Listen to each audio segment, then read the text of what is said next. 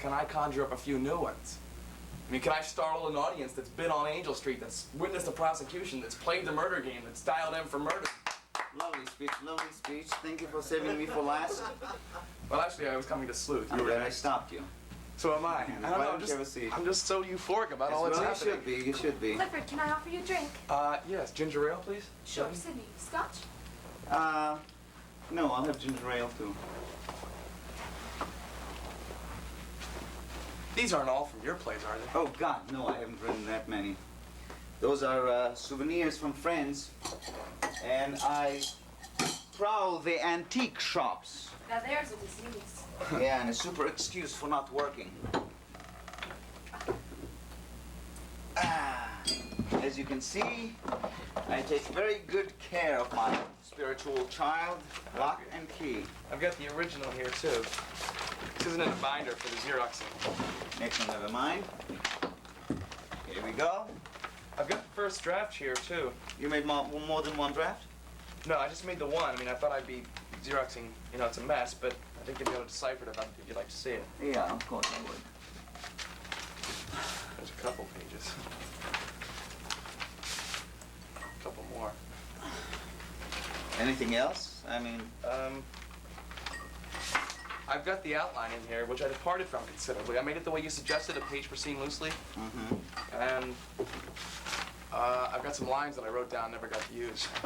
And through the ones you used as you used them. Here you go, Clifford. Sydney? Everything was in the one envelope, so I grabbed it. I mean, it's a 2-hour walk to the station, so I had to leave 2 minutes after we talked.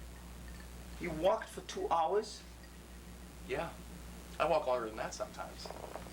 I'm one writer who's not going to get flabby. I came about this close to making the Olympic decathlon team. Really? Okay, maybe about this close.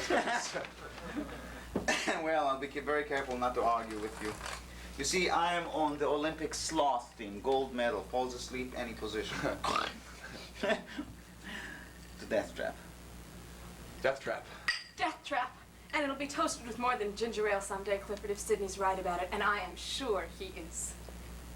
I hope so. I toasted it with beer the other night. Oh, we have some. Would you prefer? No, this is fine.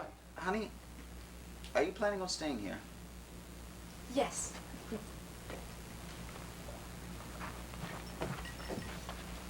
you think I overdid the set description, all the exact locations for each piece of furniture? The set description? No, I don't. I think it's perfect. Couldn't be better. You know, you certainly typed very well. Electric? No, it's manual. I don't use electric typewriters because if there's a power failure, then you can't work. That's the whole point of it. No, seriously, the problem with electric, especially with Zenobia over here, is that it only makes one good copy. The second one is so muddy that it's almost illegible. Do you find the same problem with but Clifford, you know, Sydney has these wonderful ideas for improving your play. Great, I'm looking forward to hearing them. Honey, could you do whatever it is that you're doing in the main house? No. Why? There's no good work light. Oh, I seem to remember a paisley chair in the living room with light next to it, bright enough for the engraving of Bible on pinheads. But you see, the chair's too low and the light's too bright. So I'm just going to stay right here and I'll be quiet. Honey, you don't seem to understand something. This is Clifford's first play, and I'm the first one to read it. And I'm sure he'd like the conversation to be in private, wouldn't you? Don't be embarrassed, you can say so. I don't mind her being here. It makes me feel a little less as if I've been summoned to the principal's office. I'm sorry if I awe you. Well, you do. I mean, all the plays you've written, all the things that you've said. Before I went to your seminar, I never thought of calling my typewriter anything but Smith Corona. Well, as long as it answers. You know, you're welcome to read the play, too, if you'd like to. Oh, I would. Thank you. Because I'm curious to know how women are going to react to Diane's decision about the gun. You know, Sydney told me a little bit about it after dinner, but he stopped so early on, I don't know who kills whom.